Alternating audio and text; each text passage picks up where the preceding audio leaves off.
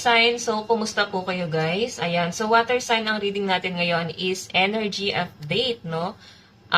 Patungkol sa inyong love life. Ayan, so guys, maraming salamat po sa walang sawang pagsubaybay sa ating mga reading. And kung kayo ay bago pa lang sa ating channel, ayan, mag-subscribe na rin po kayo guys. And i-click nyo na rin yung ating notification bell para lagi po kayo guys updated sa ating mga bagong upload.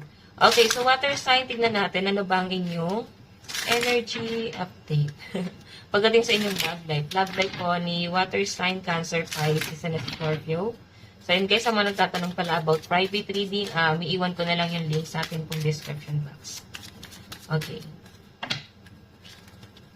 Water sign, Cancer, Pisces, and Scorpio. Ano po ang kanilang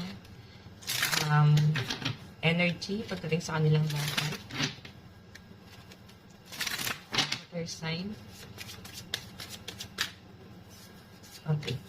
Honeymoon. So, yung iba sa inyo guys, maaaring kagagaling nyo lang sa travel, no? Or maaaring nagkaroon ng issue sa inyo about sa travel. Okay, so may nakikita ko dito guys na after ng pag-enjoy, or baka guys, kagagaling nyo lang sa honeymoon or ang tagal ng celebration ng honeymoon. Okay, so baka may kasalang naganap. Diba? Si Min Mendoza, Pisces eh. So, water sign. Okay? So, hayan. May nakita kong bagong kasal. Tignan natin, guys. So, kaya siguro nagkaroon ng issue after nitong honeymoon or mahabang bakasyon. Maring galing ka sa travel. Or kayo ng person. Okay. So, tignan natin. Water sign, meron tayo. It is safe for you to love. Ang problema lang, guys, para bang may tampuhan habang nasa malayo, habang nasa travel, or laging may issue. Or baka kasi, guys, magkalayo kayo ng person mo, hindi kayo nagkakaintindihan.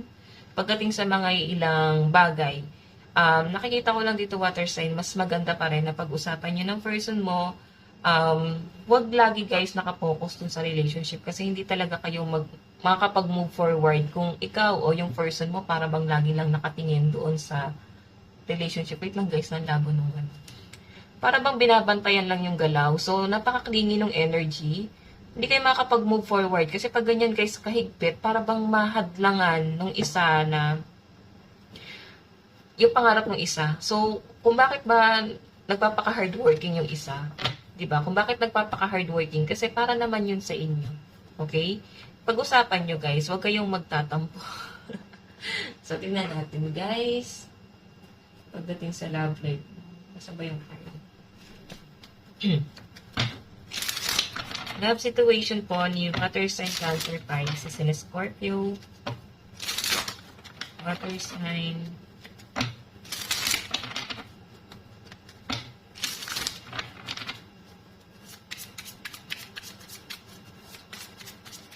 Okay, so water sign, meron tayong Four of Mirrors.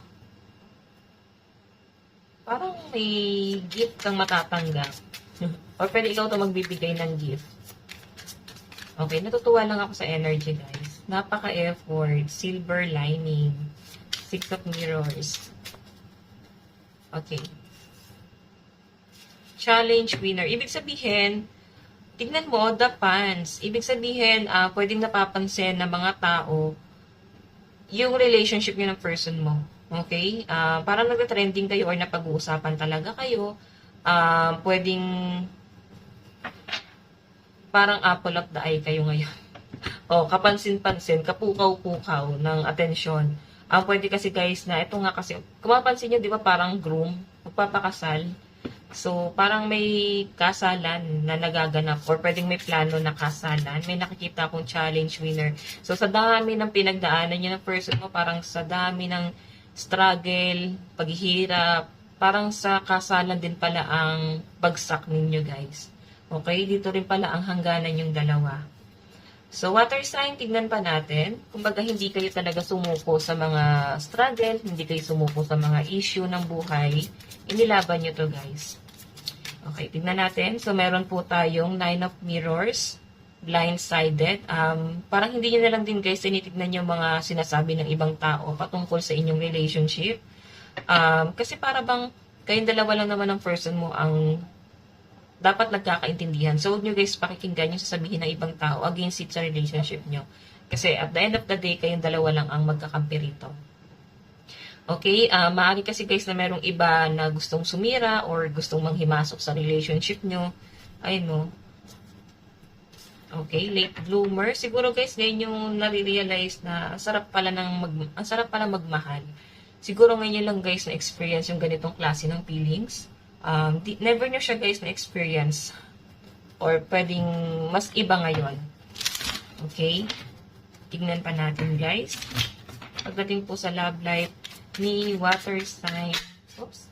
Diba yan, meron tayong Wheel of Fortune. New beginning, pagdating sa relationship ng dalawa, kung talagang nagiging toxic ito, pipilitin siya guys i-work out.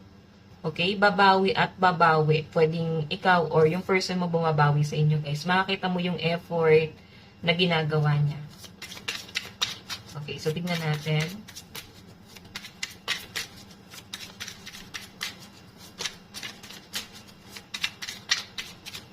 Love life po ni water sign. Meron tayong Knight of Cups. Okay.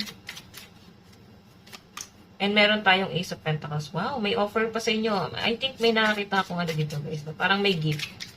May offer itong person mo. Wow, nakakatuwa naman.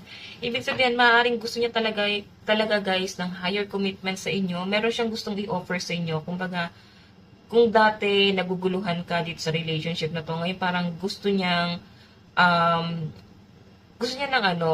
masettle na tong relationship na to. Parang ayaw na niya nang maglaro, ayaw niya na parang jowa-jowa lang. So, nakikita ko rito guys, or pwede ikaw to, gusto mo na ng higher commitment dito sa relationship na to. Marami na kayo guys na achieve, and ito na lang yung kulang. So, maaring paplanuhin nyo na guys ng person mo itong relationship yung water sign, no? Napakaganda naman guys yung nakikita ko. New beginning kasi to eh. Kumbaga, alam na ng person mo or alam mo na yung ups and down ninyo parehas. Kumbaga, hindi na siya big deal sa inyong dalawa. Okay? Actually guys, na-feel ko rito na parang mabilis kayong ma-turn off. Pero pag yung person mo, para bang hindi kayo basta-basta na-turn off sa mga action na ginagawa niya. Okay? So, tignan natin. Message.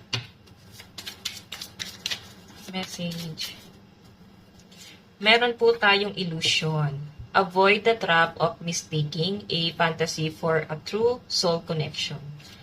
So, wala talagang perfect love. Okay, walang perfect na relationship. So, itong relationship niya ng first mo, marami talaga kayong pinagdaanan na struggle bago niyo nakuha to. Okay? Kumbaga, ang relationship kasi guys, talagang may ups and down yan. Hindi laging nandun sa taas, hindi laging nasa baba. Parang gulong ng kapalaran. Kaya nga itong Wheel of Fortune natin, bilog siya. Okay? Kumbaga, ito yung panahon mo ngayon. Ito yung panahon nyo ngayon. So, parang sa haba-haba ng pinagdaanan nyo ng person mo, kayo pa rin sa huli. Okay? Kayo pa rin ang tinadhana sa isa't isa. So, tignan natin guys ang mensahe ng person mo. I wish things could be different. So, ikaw yung perfect combination niya. Kumbaga, ikaw yung puzzle na missing piece. Para ikaw yung missing piece dun sa puzzle. Okay, so tingnan natin. I am starting to understand our connection. So, talagang ano pa siya guys, ginagamay pa itong relationship na to. Kumbaga, inaaral pa talaga siya. Okay, so nakikita ko rito guys, hindi pa siya madali. So, hinay-hinay lang. Parang ano lang kayo guys. Parang relax muna kayo, no? Parang nandun pa kayo sa point na kahit karelasyon mo na siya, parang nasa getting to know each other pa kayo. Okay, so water sign, ito lang naman po ang inyong love reading. Ayan, so kung nagustuhan mo yung reading natin, mag-iwan ka ng like and comment. Mag-subscribe na rin po kayo guys sa ating YouTube channel. Bye-bye guys, God bless and love you all. Thank you!